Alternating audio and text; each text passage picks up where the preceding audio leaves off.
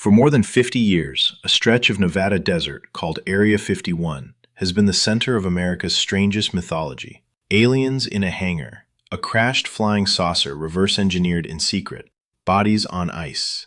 The government's flat refusal to admit the base even existed only poured fuel on the fire. Because if there is nothing out there, why won't you say its name? For decades, the official answer was silence. And then, in 2013, the CIA finally released a history of Area 51, and the truth turned out to be stranger, in its way, than the legend. There were no aliens. There was something arguably more astonishing. There was a black titanium aircraft that flew at 3 times the speed of sound at the edge of space, partly built from metal secretly bought from the very enemy it was designed to spy on. Its code name was OXCART, and the story of how it was hidden is also the story of how the alien myth was born. To understand OXCART, you have to start with the plane that came before it, because this is a story about a machine outrunning its own obsolescence. In the 1950s, the CIA faced an impossible problem, the same one that would later produce the spy satellites. How do you see inside the closed Soviet Union? Their first answer flew. It was the U-2, designed by a legendary Lockheed engineer named Kelly Johnson and his secretive design shop, known as the Skunk Works. The U-2 could fly above 70,000 feet, higher, the CIA bet, than any Soviet weapon could reach. And from up there, its cameras could photograph Soviet bases in remarkable detail. To test it in total secrecy, in 1955, the agency went looking for a patch of nowhere and found a dry lake bed in the Nevada desert next to an old airfield. On the maps, it was a numbered parcel of restricted land. The number was 51. And the U-2 delivered. Its flights over the Soviet Union in the late 1950s brought back the first real photographs of Soviet airfields and bomber bases. And what they showed helped puncture an earlier panic, the so-called bomber gap, the fear that the Soviets were churning out long-range bombers far faster than America was. The pictures said otherwise. But every one of those flights was an act of trespass that could touch off a crisis. And everyone involved understood the plane's days were numbered from the moment it first flew. But the people who built the U-2 understood from the beginning that it was a temporary advantage. The plane was not fast, and it was not stealthy. It survived by flying high, and the agency knew it was only a matter of time before Soviet missiles could climb high enough to reach it.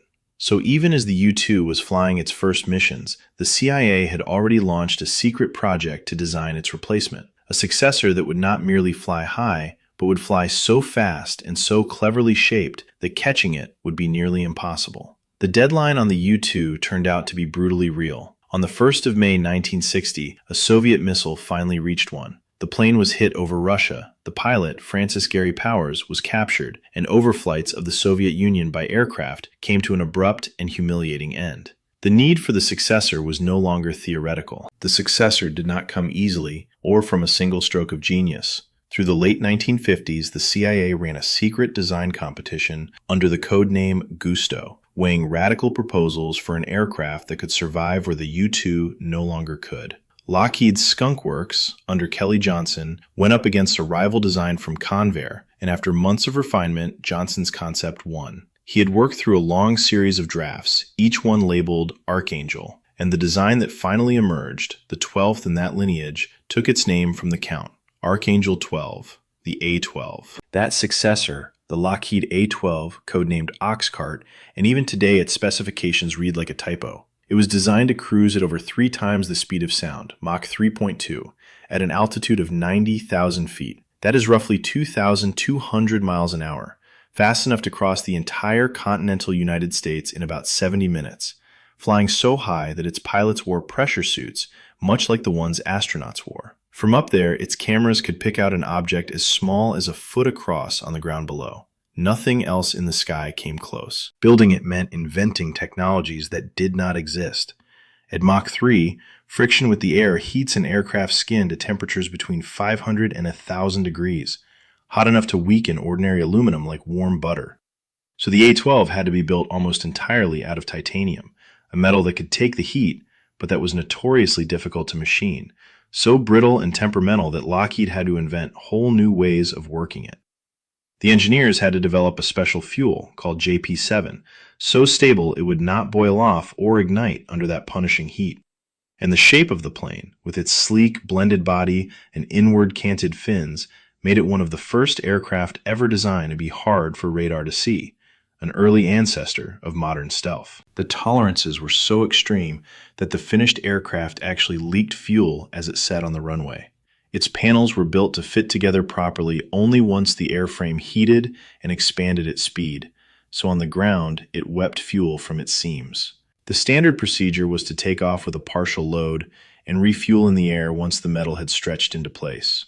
It was a machine that only became whole when it was flying faster than a rifle bullet. And here is the detail from the declassified record that is almost too good to be true. The United States, at the time, did not have enough high-grade titanium of its own to build the plane. The best supply in the world sat inside the Soviet Union. So the CIA, building an aircraft whose entire purpose was to spy on the Soviet Union, secretly set up front companies and dummy buyers and went and bought Soviet titanium, routing it through third countries so that Moscow never realized it was selling America the raw material for its newest spy plane. The enemy, without knowing it, helped build the machine designed to watch it. All of this happened at Area 51, and that is where the famous secrecy comes in.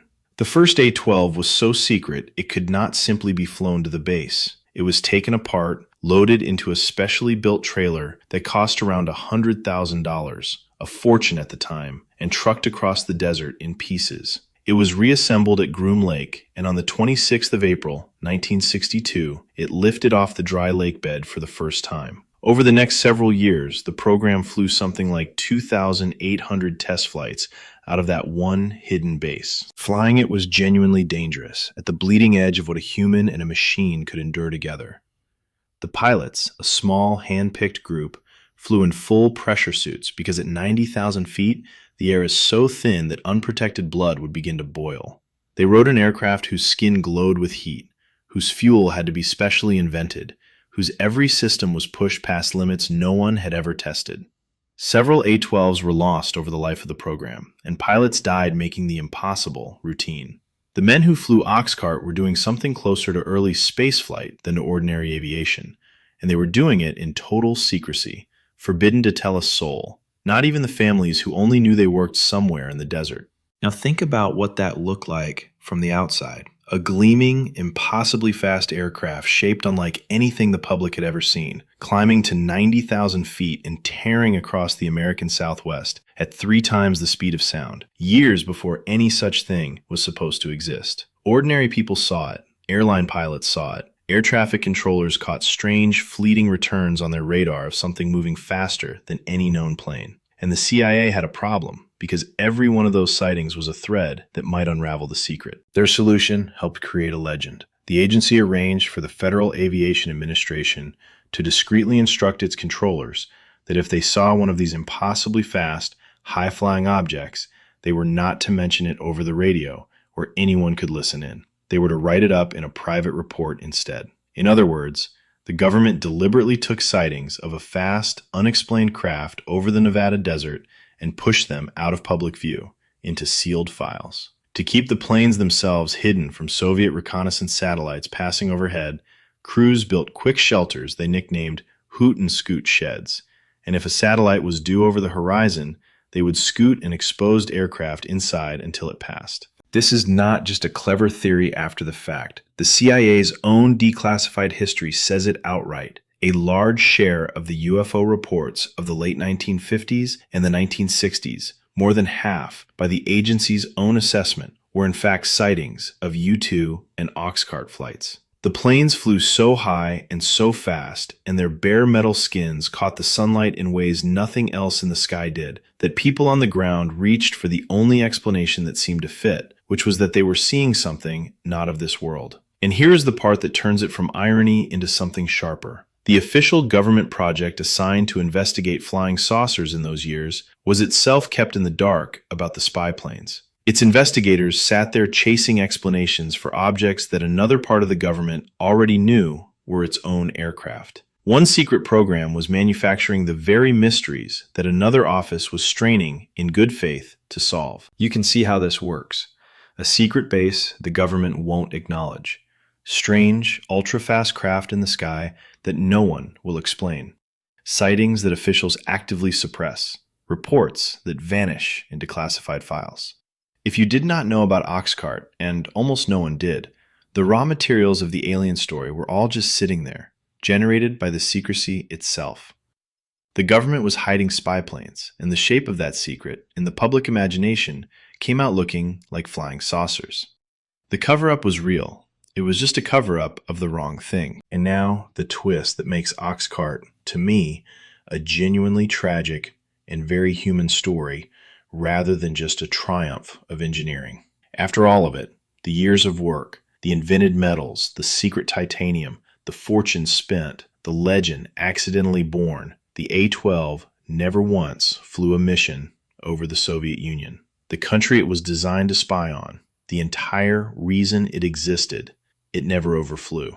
By the time it was fully ready, around 1965, the political appetite for sending a manned spy plane over Russian soil had collapsed, scarred by the Powers affair, and the spy satellites were already doing the job from orbit without risking a pilot. So the most advanced aircraft ever built sat ready for a mission it would never be given. When it finally did fly operational missions in 1967 under the codename Black Shield, they were over Vietnam and North Korea, not Russia. From a base on Okinawa, A-12 streaked over North Vietnam, photographing surface-to-air missile sites and helping American planners map the defenses their pilots were flying into. And in early 1968, when North Korea seized an American spy ship, the USS Pueblo, and the crisis threatened to spill into war, it was an A-12 that crossed North Korea and brought home the photographs showing exactly where the captured ship was being held. It did real and valuable work in those skies, but it spent its career as a magnificent answer to a question the world had stopped asking. Before long, it was overtaken by its own near twin. The Air Force had developed a closely related two-seat version, the SR-71 Blackbird, which most people have actually heard of, and in the budget battles of the late 1960s, with two nearly identical Mach 3 fleets competing for the same shrinking pool of money, the Blackbird won the fight. The order came down to shut OXCART down. In 1968, after an operational career of barely a year, the A-12s were flown to a quiet storage site, drained, sealed, and parked under wraps, where most of them would sit for the next 20 years. The A-12, the single-seat original, the CIA's own airplane, was retired with little ceremony, its very existence still classified. The program was not declassified until 1989. The full history of Area 51, the base itself, was not officially acknowledged until that 2013 release, more than half a century after the first OXCART rolled out across the lakebed. So step back and look at what the documents actually say, against what the legend says. The legend says the government hid alien technology in the desert and lied about it for 50 years. The record says the government hid a titanium spy plane in the desert and lied about it for 50 years. The lie is real in both versions. What changes is the secret underneath it. And I would argue the true secret is the more remarkable one. A machine that flew at the edge of space on the friction-blistered skin of a metal bought in secret from the enemy, that birthed the national mythology by accident, and that, in the end, never flew the mission it was born for. No reverse-engineered saucer could be stranger than that. There is a lesson in OXCART about how secrets actually behave, and it is the same lesson that runs underneath so many of these files. When a government hides something and refuses even to admit the hiding place exists, it does not make the curiosity go away. It does the opposite. It creates a vacuum, and the public imagination rushes in to fill it, and what it fills it with is almost always wilder and more sinister and less accurate than the truth.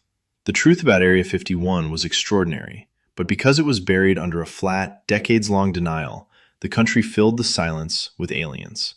The real secret was a plane. The myth was the price of keeping it. The history is declassified now. You can read the CIA's own account of OXCART and of the base that the government spent 50 years pretending was not there. Read it yourself in the links below. The next file is already on the table.